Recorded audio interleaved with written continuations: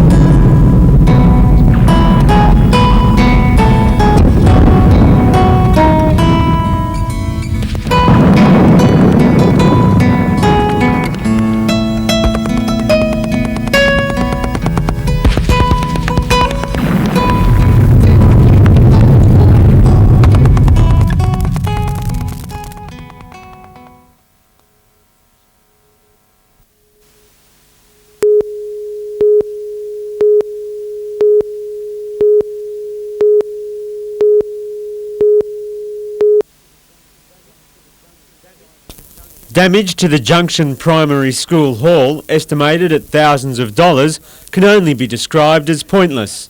Paint was splashed everywhere, graffiti spread over the walls, and the honour board destroyed. Today at Hamilton, Principal Paul Heaton discovered that his school had also been targeted by vandals. At least here it's just surface damage, but it's still annoying that someone has to come and clean it up. Graffiti covered outer walls, and Principal Heaton is hoping the culprits can be brought to task through the identification of the vandals' signature marks or tags. Well, we can insist with police conferencing that they come back and clean it off, but it's a matter of actually the police identifying the culprits with all the different tags. Whether or not the offenders are caught, the mess will have to be cleaned up, placing a significant burden on finances that could be better spent on teaching children to read and write. They'll send a graffiti removalist out sometime Thursday, Friday. They'll be removed, and then the department picks up the bill for this, which is less money out of the education budget.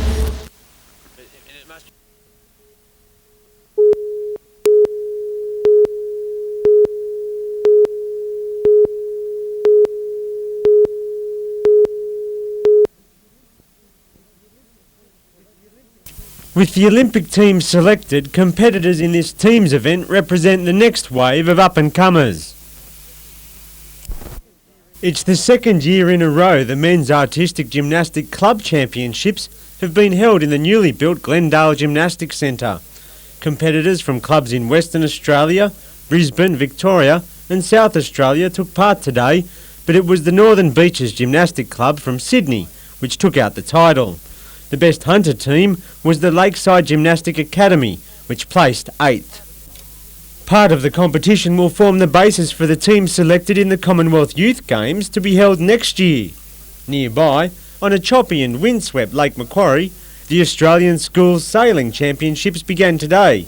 Belmont 16-Footers Club is hosting the event, comprising 4 divisions. Results will be collated and a champion chosen from all classes. The national event is being run in conjunction with the New South Wales Secondary Schools and CHS Championships.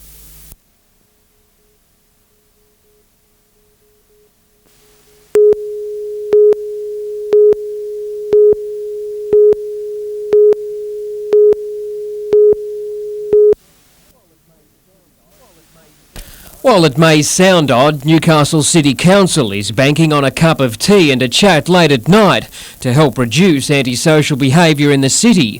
From this weekend, City Care and the Salvation Army will be volunteering their time in the early hours to provide refreshments and someone to talk to. We'll work closely with the police, and if there's any particular spots that they want us to focus on that night, then we'll head towards that location. It really means that this city is caring for itself in terms of public safety. Night Care, which was launched today, will be trialled over the next 4 weeks, and the city's crime statistics over that period will be taken into account when measuring its effectiveness. The trial has the full support of police. We hope that that'll reduce the incidence of antisocial behaviour and therefore allow the police more free time to look at other more serious events. Blake Doyle, NBN News.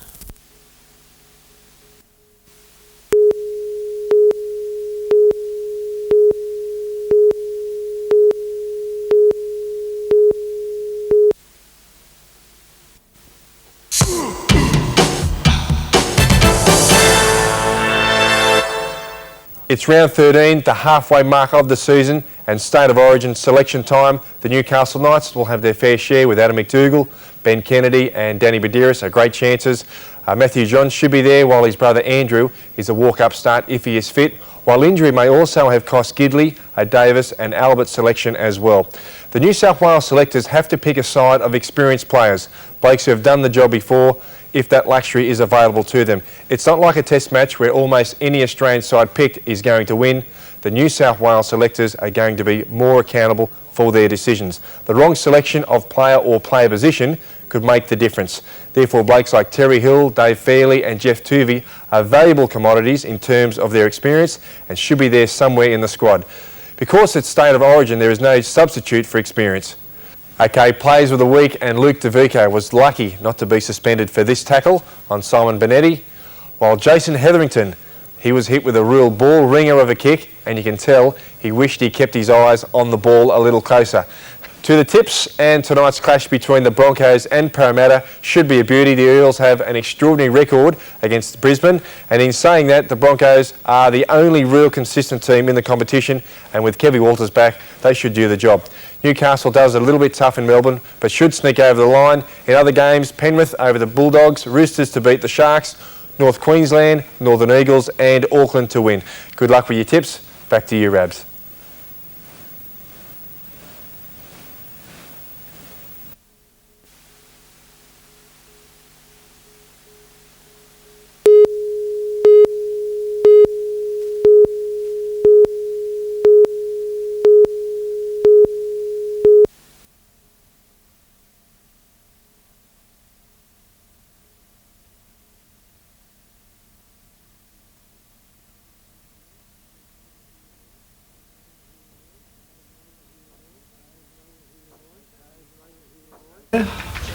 Okay, it's great to hear your voice, and we look forward to seeing you.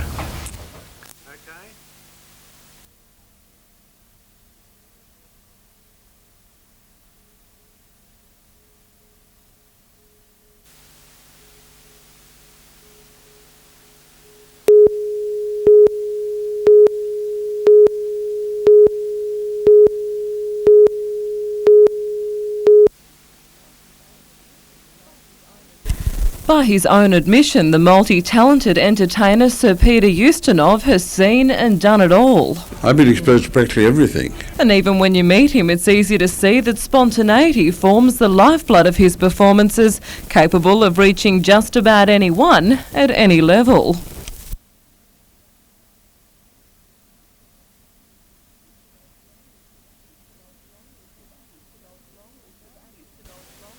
Ustanov's long list of acting credits include 9 movies, 14 operas and 23 plays. But the producer, director and 2-time Academy Award winner says writing is his greatest passion. And with family ties that include Russian, German and even Ethiopian blood, he has a wealth of ethnic experience to draw from. I think it's given me a great deal, and it's also given me a kind of slightly longer view on things than most people are able to because of their upbringing. The 79-year-old takes to the stage in Newcastle tomorrow night as he continues a one-man show touring the country, a performer whose presence alone makes for the most captivating show of all. You can hardly have a regret. I mean, in my case, if I write a play which is suddenly not a success, and I'm pretty sad about it, and then I get the offer of the best film role I've ever had, which I couldn't have taken if the play had been a success, then who's to say which is bad news and which is good news? I have no idea.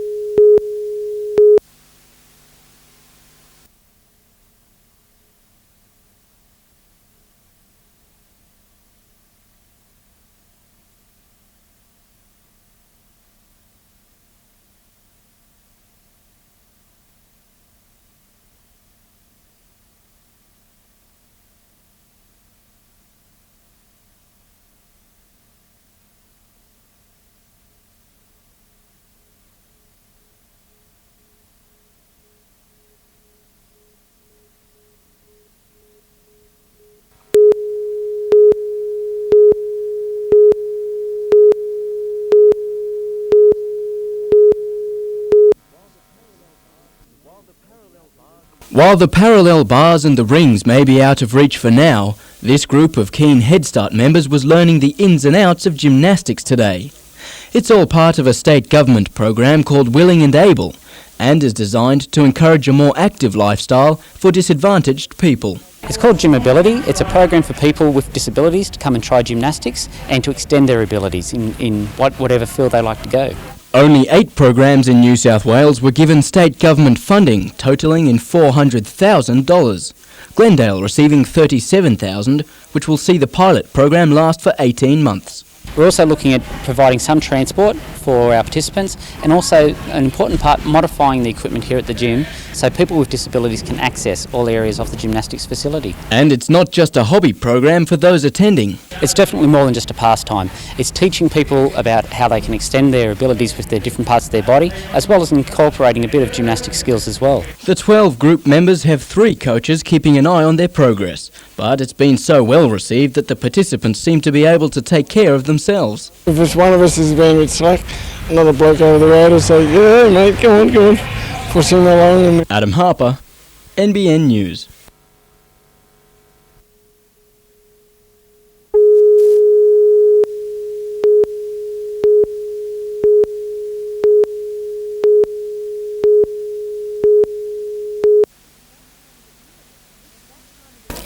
It's that time of the year again when communities are being asked to dig deep for those less fortunate. The Red Shield appeal was launched today by Catherine Greiner in Newcastle.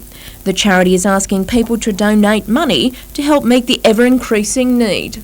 Our welfare centre here in Newcastle, where they hand out food vouchers and food and so on, we're finding now that in the last 2 years they've registered a 33% increase in people coming for assistance. And not only is the numbers of people coming increasing, but also the level of assistance required is also on the uptake as well.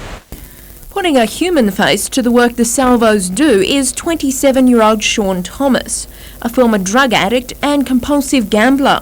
He turned to the Salvation Army after contemplating suicide. The centres and the departments, you know, they don't run on thin air. They need money, and there are a lot of people out there like myself who are looking for a chance to get help. He credits the Salvos with turning his life around. I think I'd be dead if I hadn't got in touch with the Salvation Army. It's just as simple as that. The Red Shield appeal will culminate in a national door knock on the 27th and 28th of May. Tanya Carlisle, NBN News.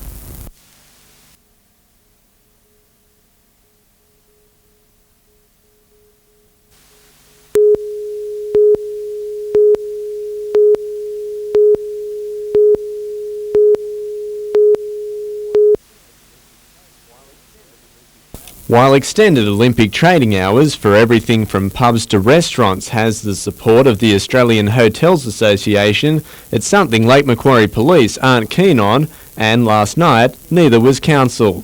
We believe there are enough establishments around that had extended hours anyway that we thought would satisfy the demand. There was a concern also for the shortage of police at the time. Liquor licensees, though, can still apply through the usual channels. Last night, Council also looked at a proposal for bulky goods warehouses, offices and a Burger King on this site at Warners Bay, deciding to instead defer a decision until after an inspection later this week. If it can create jobs in the area and provide facilities and services there, at the same time it's a very busy corner and we want to make it look attractive and safe. Meanwhile, a $1.3 million new community and health centre at Morisset is a step closer, with the state and federal governments chipping in $358,000 for the project. Construction is expected to start later this year.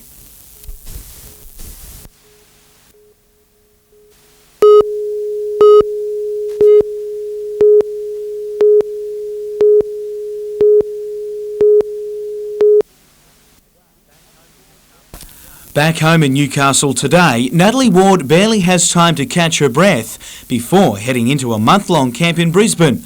That's all part of the sacrifice after selection in her second Olympics. It's been a long 4 years from Atlanta and a lot of heavy training schedules and tournaments and selection hanging on your back, so it's really good to just have it all open now and have the team picked.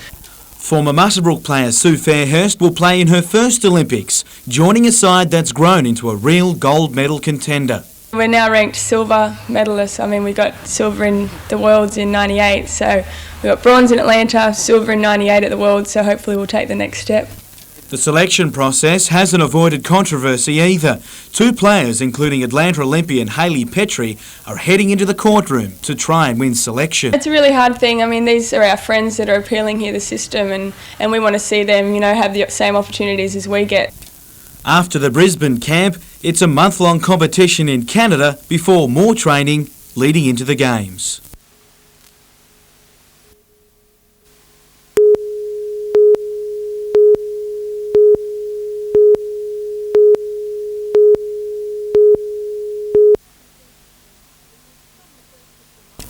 From the 1st of July, the goods and services tax will come into effect. But according to Professor Warren Pengilly, there are still some problems with the new tax that need to be ironed out. In a Law Council report, he found contrary to election promises, the GST has never legally been capped at 10%. One of the examples mentioned of misleading and deceptive conduct was in fact the Commission guidelines themselves, which say you must not increase your prices above 10%. Now, the price exploitation provisions of the Act say you must not charge an unreasonably high price. Another bone of contention is the $10 million fine the Australian Competition and Consumer Commission will slap on misleading and deceptive representation of the GST. The question was whether this new legislation with a $10 million penalty, which I might say is horrendous and in my view unconscionable, will pass the Senate. And the Law Council representation was that it shouldn't. I certainly hope it doesn't. It's out of kilter with everything else. Professor Pengilly also found fault with the ACCC directive that prices must be GST inclusive rather than separately itemised. It says prices must be quoted inclusive. Now, there's nothing in the Act that says prices must be quoted inclusive. The ACCC says it does not agree with the Law Council's assessment. Tanya Carlisle, NBN News.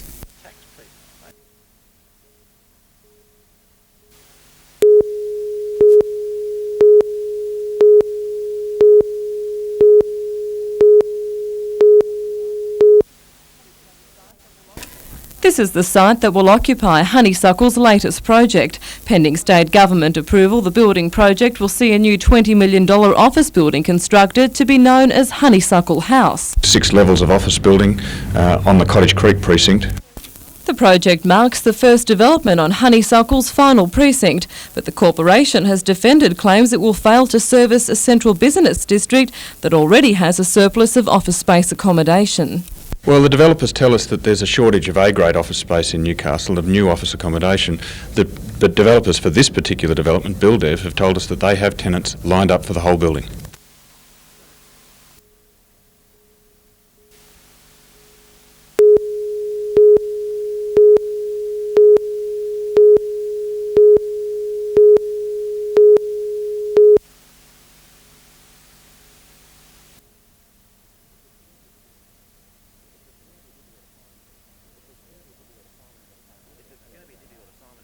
It's going to be a difficult assignment against Parramatta, there's no doubt about that. If as for the tiredness factor as much as anything, because it's been a pretty heavy schedule of games of late. But if we're good enough, we'll get there. If we're not, it's been a fantastic year.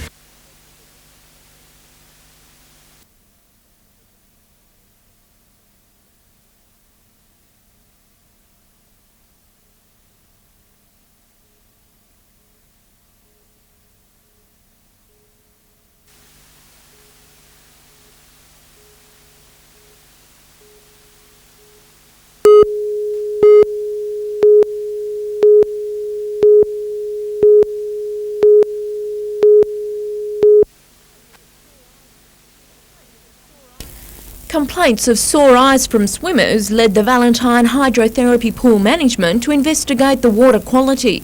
We initially thought that maybe the automatic chlorine feeder was playing up. That was tested and that was fine. We then thought the batch of chlorine that we got was of poor quality. That was tested and that was fine. But it wasn't until after the Hunter Water Corporation analysed the water was it revealed there had been a foreign chemical added to the pools on several different occasions. A feeling of disbelief, you know. I mean, we've been here for 25 years, providing a service, and it's just amazing that somebody could come and do this to the complex. But what's most baffling to the charity is why anyone would want to contaminate the pools in the first place. We can't work out any motive at all for this. So it's frustrating, and you know, we're just in disbelief. The pool has now been given the all clear. The complex has been given extra security, and a reward is being offered for any information relating to the incident. Tanya Carlisle, NBN News.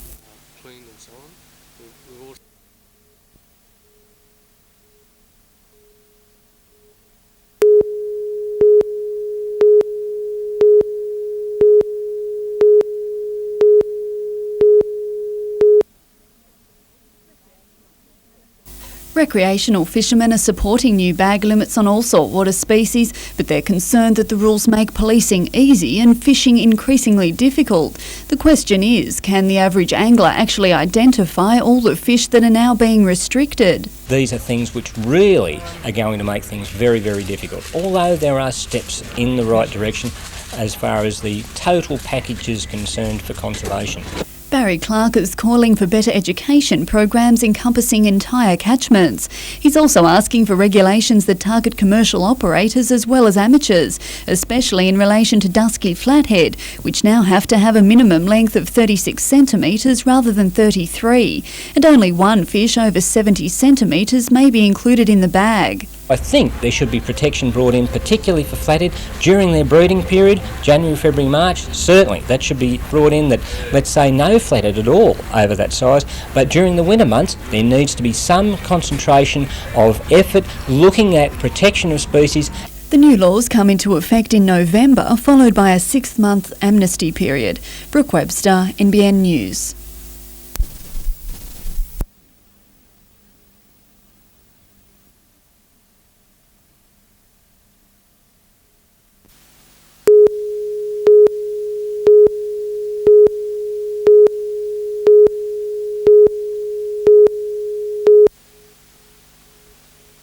200 gathered at Western Suburbs Leagues Club for the Wanderers' annual fundraiser, among them guest speakers like Mark Ella. While he understands too well the pressures top footballers face, he wouldn't mind seeing Anthony Mundine try again, and in a different code. He may sit back and give boxing a go, but certainly if he doesn't want to go back to the rugby league, I think the rugby union guys would be interested. Also on hand, recently appointed New South Wales cricket coach Steve Rickson, the man charged with getting the state team back on track. I've been very tight-lipped about whether I'm actually being involved or will be involved for the last month or so.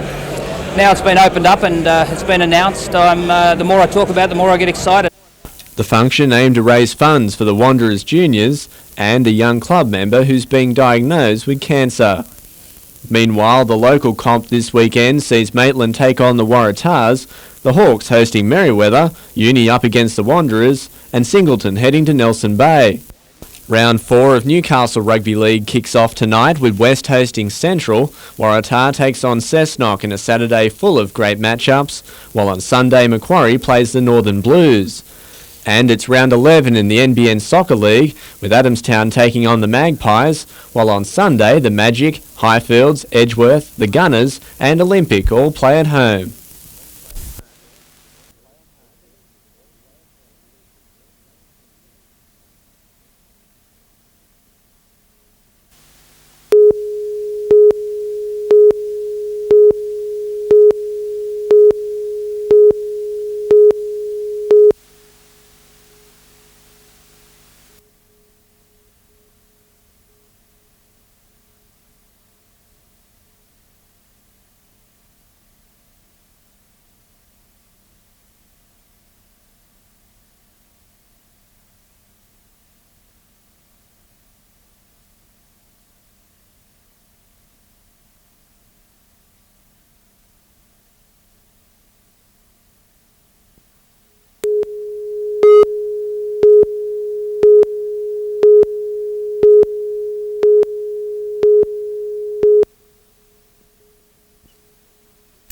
Cessnock's big men made their mark in the opening exchanges, but Waratah got the first points that count, Steve Henderson slicing through to link up with Les Smith before winger Damien Griffiths crossed. The Goannas' reply was swift, centre Damien Engelbrett finding just enough room in the corner to crash over. Mark Ling, though, saw plenty up the middle, and when he found captain Troy Peterson, the visitors took a 10-4 lead. Cessnock had all the running before the break. After spoiling a Waratah set play, Daniel Forder raced 80 metres for Cessnock's third. The Cheetahs unable to foot it with the Goannas winger, 16-4 at half-time. Needing points quick, the home side hit back early, Griffiths crashing over for a double, while in the other corner Mick Reed did likewise. But when Lance Leonard and Craig Wise pounced on a Zane Clark rubber, Cessnock got a winning buffer once more, ending 8-point winners.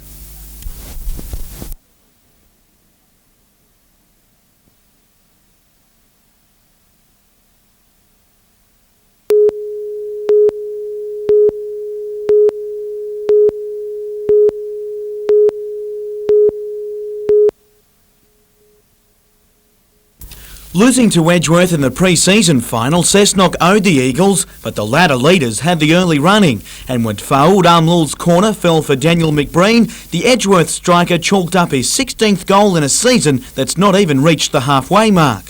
The Eagles kept attacking, but either a lack of finishing or some great defence kept things at 1-0. It came down to a mix-up at the back for the second breakthrough, and Ian Tressiter wasn't going to let the opportunity slip.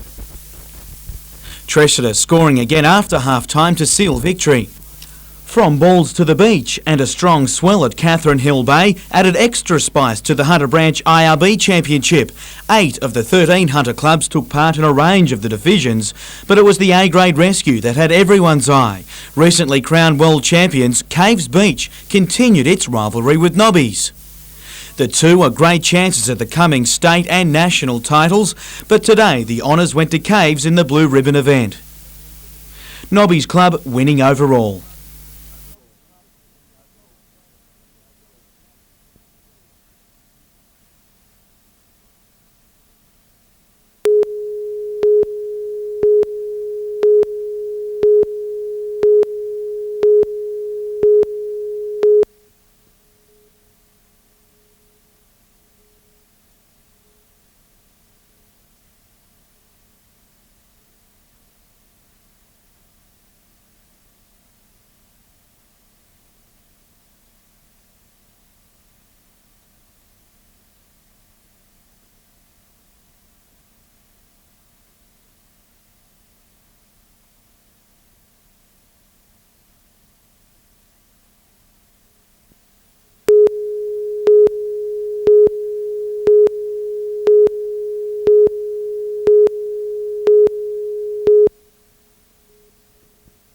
Studying information technology at Hunter TAFE campuses will never be the same again. Staff and students are now able to do some coursework and even exams via the internet or a CD. It gives our students and staff the ability to study these materials at home or in here in the laboratories or at their own leisure through the net, and they can gain a dual qualification. They can gain a TAFE qualification and they can get industry certification at the same time. The 3-year deal with computer learning company SmartForce isn't only convenient, it's also come at a price far cheaper than if the institute had developed the software itself. And it could see a few more courses created or move online. We're certainly hoping to add to the list of the ones that we have available. At the moment we've only got around about 6 courses available for staff and students, but as things change we will update our courses and make them more available. Colin Baldwin, NBN News.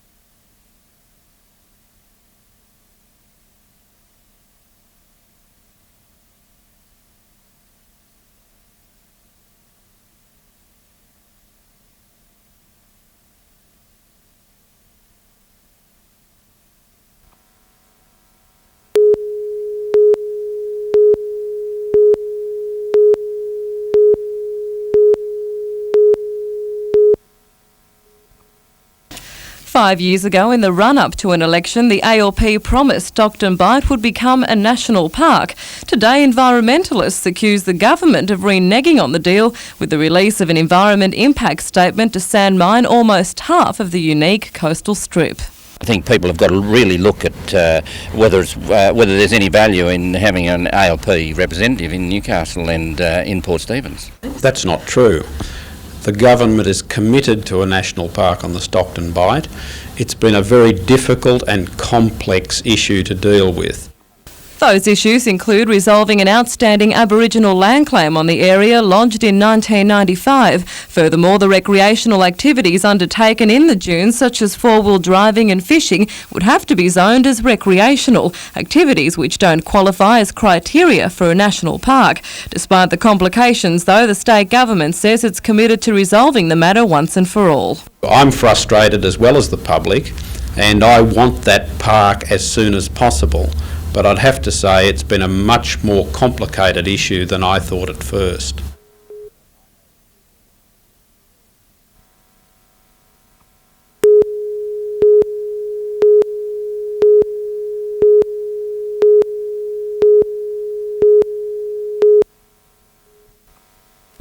Impulse Airlines today launched its new weapon in the latest round of domestic air wars. This Boeing 717 is the second of 5 jets to take on domestic rivals when the airline launches its new Sydney-Melbourne service in early June. And with fares as low as $139 each way, the airline is hoping to take a share away from its competitors almost immediately. We believe in competition, but what we don't believe in is that Qantas and Ansett, who have had the opportunity of being protected for 65 years, use their market forces and powers artificially to control what we're trying to do in the marketplace. The regional airline is referring to a new service by Qantas that was launched from Newcastle last weekend. Its introduction has already prompted Impulse to refer the matter to the Australian Competition and Consumer Commission, despite remaining competitive in the area. They're holding up well to the competition, and it hasn't been quite as aggressive in those areas, and that's reasonable. If there's reasonable activity and reasonable increases in competition, well, we're comfortable with that. The countdown is underway. The new jet service will be launched on June 5. Helen Kapalos, NBN News.